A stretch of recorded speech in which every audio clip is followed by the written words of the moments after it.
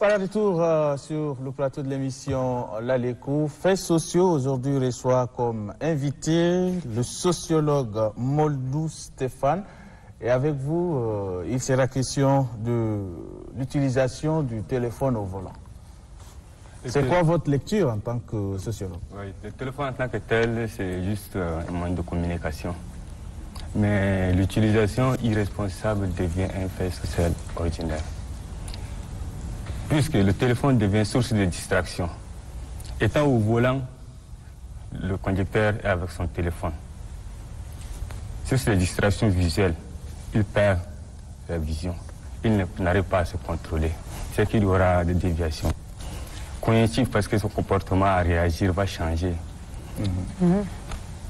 Effectivement, il ne pourra pas réagir de la même manière qu'il conduisait bien avant. Et encore... Parce qu'il y aura manque de concentration. Ouais, oui, manque de concentration. Et encore auditif, parce que à côté, peut-être que les autres vont le signaler. Que des dangers viennent devant lui. Ouais.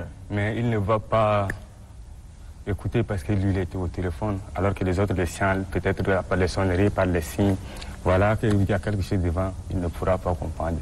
Donc, en général, l'utilisation du téléphone devient un risque vraiment social, pas seulement pour le conducteur, mais pour la société également, parce qu'il y aura des dégâts collatéraux. Il y a des usagers et des passagers. Et cela peut retomber sur les usagers ou bien sur les passagers. Par exemple, un chauffeur au volant, les transports communs. Bon, il est là avec presque 30 personnes derrière lui. Et il se permet... Ouais, le téléphone sonne, il décoche.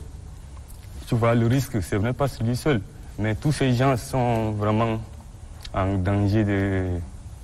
Bon, ils sont maintenant sacrifiés à Dieu parce qu'ils ne savent pas ce qui va advenir. Parce qu'étant au téléphone, il va être distrait de quelques secondes. Donc, je dis que c'est le téléphone vraiment... Conduire et utiliser le téléphone, vraiment, c'est pas responsable, quoi.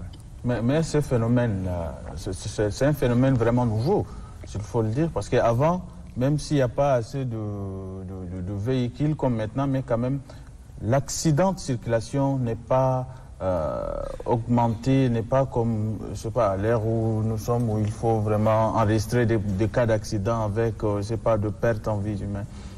Oui, maintenant, on considère, sur 3 accidents, on considère un provoqué par le téléphone.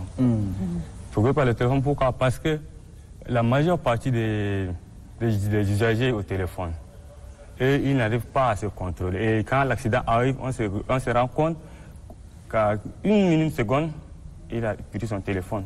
Et autant donné que même la société, aujourd'hui, quand j'appelle quelqu'un, ça sonne, quand je vois qu'il est au volant, je devrais raccrocher et le rappeler. Mais les hommes... Ce n'est pas seulement que les conducteurs, mais la société également doit avoir conscience que quand quelqu'un est au volant, tu ne peux pas l'appeler. Et quand tu l'appelles et que tu sais qu'il est au volant, il faut raccrocher, il faut attendre, il faut le rappeler plus tard. Mais si lui-même, la personne, le conducteur, ne fait pas savoir qu'il est au volant, il se permet en tout cas de communiquer. Bon, cela dépend de toi maintenant. Parce que le conducteur, il sait très bien qu'utiliser le téléphone au volant, ce n'est pas responsable. Mais il s'hasarde à l'utiliser. Mais si toi, le tiers, tu l'appelles, tu le vois qu'il est au volant, tu raccroches. Il doit comprendre que vraiment tu as compris qu'il est au volant et puis tu es en train de le protéger parce que c'est quelqu'un que tu connais que tu l'as appelé. Tu es en train de le protéger de beaucoup de risques. Monsieur le sociologue, est-ce que c'est un problème social? Un problème de société, je veux dire. Oui, c'est un problème de société. Parce que ça touche la société directement. Parce que tous ces gens sont dans cette société. Non? Et tout ce qui peut advenir, ça advient dans la société. Alors tout ce qui est conduit, tout est social, quoi. Parce qu'il n'y a rien derrière, quoi. Quand on voit directement, quand maintenant quelqu'un est au volant, il part, il se distrait parce qu'il est au téléphone. Il part, boum, il tape le poteau. Le poteau tombe sur une construction. Et quand ça tombe là-bas, il y a des dégâts, la maison se casse. Et effectivement, peut-être les enfants, les femmes sont dedans. Et quand la maison se casse sur eux, C'est devenu un problème social. Parce que ça, maintenant, les gens qui sont dedans, ils ne savaient même pas. Ouais. Et maintenant, c'est arrivé, ou bien les gens qui sont assis, et puis toi, tu te distrais et tu viens, tu les ramasses. Je suis en train d'observer le directeur général. Il vous regarde aussi avec beaucoup d'attention. Vous avez quelque chose à dire? Parce qu'on est tous concernés par ce problème-là. Oui, effectivement, nous sommes concernés. J'aurais aimé qu'il développe son idée jusqu'à l'utilisation du téléphone par les contrôleurs aériens ou bien par les pilotes. Là aussi, c'est vraiment... Mais là, ils sont isolés, on ne peut pas les voir même s'ils l'utilisent. Effectivement, c'est pourquoi, au niveau de la SECNA, par exemple, le téléphone est interdit dans les salles de contrôle aérien. Il ne peut pas aller avec le téléphone, ni les gadgets, ni l'ordinateur portable dans la salle. C'est pour qu'il ne soit pas distrait. Pendant sa vacation, le contrôleur doit être concentré sur son activité. Et comme il l'a dit, c'est un problème grave de société, le fait d'utiliser le téléphone. En ce moment, c'est même interdit. Les policiers profitent de l'occasion pour racketter les citoyens, mais c'est quand même un danger. Il faut être réellement conscient. Et il le dit bien, ce n'est pas du tout responsable de rouler en voiture et utiliser un téléphone. Parce que non seulement que vous mettez votre propre vie en danger, mais vous mettez en danger la vie des autres. Et même les édifices publics. Casser un poteau et un lampadaire, c'est casser un édifice public et ça, c'est porter une atteinte à la société. Est-ce qu'on peut parler de l'utilisation du téléphone par les pilotes? C'est possible, ils l'utilisent, oui, aujourd'hui, il y a le Wi-Fi. Il y a le Wi-Fi à bord. Donc, s'il ne s'est pas interdit, ils vont utiliser, ils vont naviguer. Et ça les déconcentre pas, eux? Non, j'ai dit qu'ils peuvent naviguer, mais c'est interdit. Ils ne peuvent pas le faire, parce qu'ils ont la possibilité avec le Wi-Fi à bord, mais ils ne doivent pas du tout utiliser le téléphone, ni dans la salle de contrôle aérien au sol, ni dans les cockpits des avions. Ils ne font pas parfois DG? Ils peuvent le faire de temps en temps, qui le contrôle? S'il n'y a pas... Ils peuvent le faire. Mais ce qui est génial dans l'aviation, c'est qu'il y a des alertes. Il y a des alertes. Par exemple, un pilote, quand tous les deux s'endorment, il y a un détecteur, s'il remarque que pendant un temps, les gens n'ont pas du tout bougé, et ça annonce un signal sonore très fort et ça permet de les réveiller. Donc, ils peuvent utiliser, c'est vrai, mais comme il y a le pilotage automatique. En général, vous voyez, quand vous êtes en croisière, le commandant de bord sortir, venez saluer les personnes VIP qui sont dans les... Parce qu'il y a des gens qui pensent que quand le pilote va bouger de son poste, là, l'avion va tanguer. Alors qu'il y a le pilotage automatique. Quand il capte déjà N'Djamena Sarr, lui, le pilotage automatique reprend. Donc, il ne faut pas avoir peur que le conducteur soit distrait. Mais si, ça fait peur. Moi, la première fois, j'ai eu peur. Parce qu'on m'a dit que c'était le pilote. Et puis après, le monsieur, il vient, il est en train de saluer les gens. Pour moi, c'était fini pour ma vie. J'ai commencé à prier.